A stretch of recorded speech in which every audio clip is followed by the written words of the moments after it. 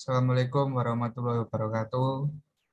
Perkenalan, kami dari kelompok DIPA Enpren akan menganalisis daya dukung pondasi dangkal pada tanah lunak di daerah dengan muka air tanah dangkal dalam kursus studi kasus pada daerah Suwungkau.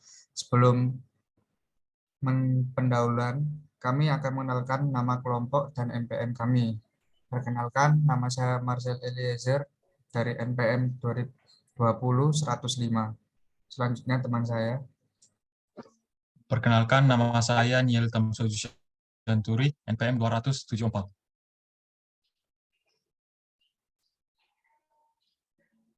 Perkenalkan, nama saya Dipa Trisadi, NPM 20-106. Bisa lanjut. Perkenalkan, nama saya Yazid Fauzan, NPM 18031. Lanjut.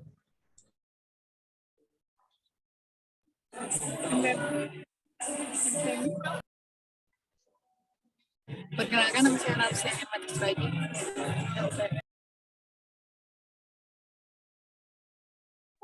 Nama saya Deni Novita. Nggak tahu MPM.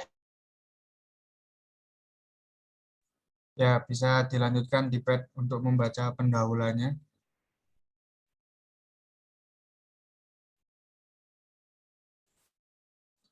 Untuk pendahuluan ini tersebut, perencanaan pondasi perlu diperhatikan dalam perencanaan bangunan agar tercapai suatu kestabilan dan keamanan. Dalam perencanaan pondasi dipengaruhi oleh banyak faktor, diantaranya kondisi tanah, dengan kondisi tanah yang berbeda dalam hal ini, kedalaman yang berbeda, dan dengan adanya muka air tanah yang dangkal mempengaruhi perencanaan pondasi. Sepertinya halnya tanah di daerah Suwung yang berdaya dukung rendah dengan muka air tanah yang cukup dangkal. Sehingga perlu diketahui tipe pondasi dangkal yang dapat memenuhi syarat untuk kondisi tanah di Suwung. Selanjutnya.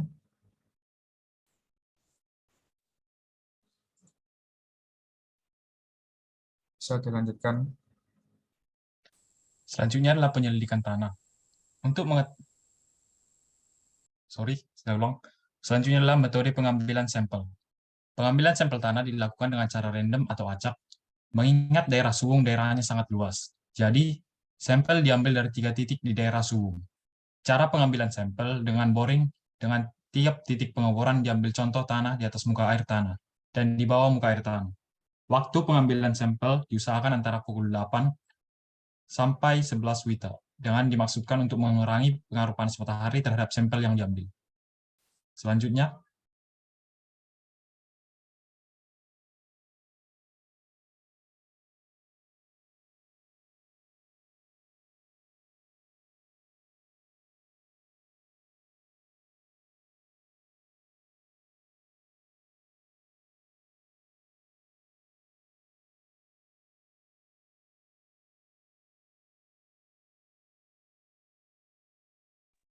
Analisis daya dukung tanah. Analisis daya dukung tanah menggunakan metode terjagi.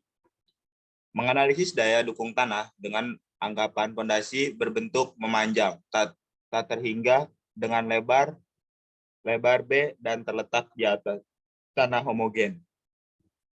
Kult CNC plus DF alpha NQ plus 0,5. Alpha BNY dengan kult daya dukung ultimate atau batas, C kohesi, DF kedalaman pondasi, B lebar pondasi, alpha volume berat tanah, NC, NQ, dan N alpha faktor daya dukung tanah.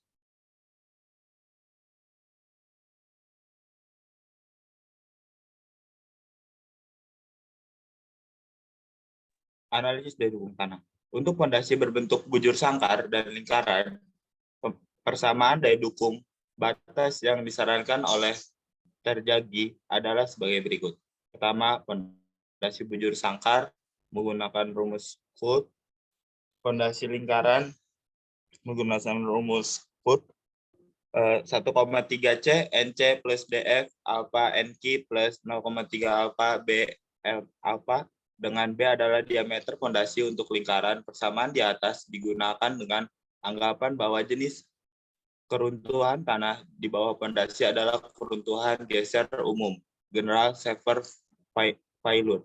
Sedangkan untuk fondasi keruntuhan geser setempat, local severe failure, persamaan untuk fondasi memanjang dinyatakan dengan Q dengan C NC plus DF alpha NQ plus 0,4 alpha BN alpha dengan C sama dengan 32 C.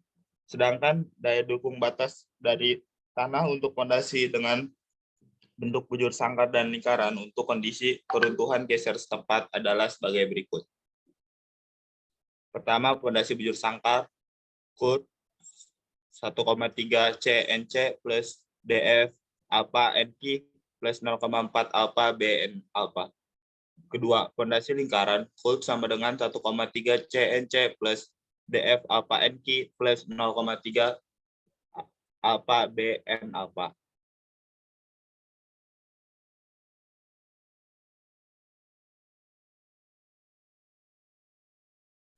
Selanjutnya bisa dibaca dengan Hana. Hasil penelitian. Berdasarkan tes triaksial UU yang dilakukan di laboratorium diperoleh daya dukung tanah atau QU, nilai kohesi dengan lambang C dengan sudut geser lambang theta. Untuk tanah yang terletak di atas muka air tanah, yaitu tanah pada kedalaman 1 meter, dan tanah yang terletak di bawah muka air tanah, yaitu tanah pada kedalaman 2 dan 4 meter. Dari nilai daya dukung tanah yang dihitung dengan rumus Terzaghi, diperoleh besarnya nilai daya dukung tanah terendah pada kedalaman 1 meter sebesar 54,09 kN per meter kuadrat. Nilai daya dukung terendah pada kedalaman 2 meter sebesar 57,37 kN per meter kuadrat, dan pada kedalaman 4 meter diperoleh daya dukung terendah bernilai 66,51 kN per meter kuadrat.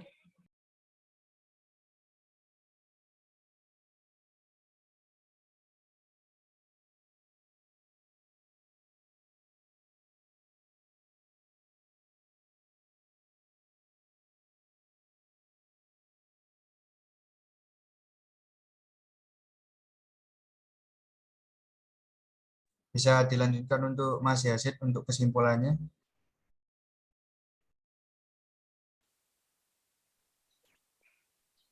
Kesimpulan, hasil perhitungan menunjukkan bahwa perencanaan pondasi telapak biasa dengan beban aksial kolom yang cukup besar, P sama dengan 2253,122 kN, tidak memenuhi syarat, karena akan menutupi lebih dari sebagian areal bangunan, sehingga dalam hal ini sebaiknya dipergunakan jenis pondasi dangkal yang lain, yaitu pondasi pelat. Pondasi pelat yang direncanakan adalah pondasi pelat dengan balok. Pondasi pelat direncanakan pada kedalaman 1 meter karena daya dukung tanah telah memenuhi syarat. Setelah melakukan perhitungan, maka diperoleh bahwa pondasi pelat dengan balok dengan tebal pelat 25 cm dan balok pondasi 45 cm kali 90 cm dapat memenuhi syarat sesuai daya dukung tanah yang diizinkan.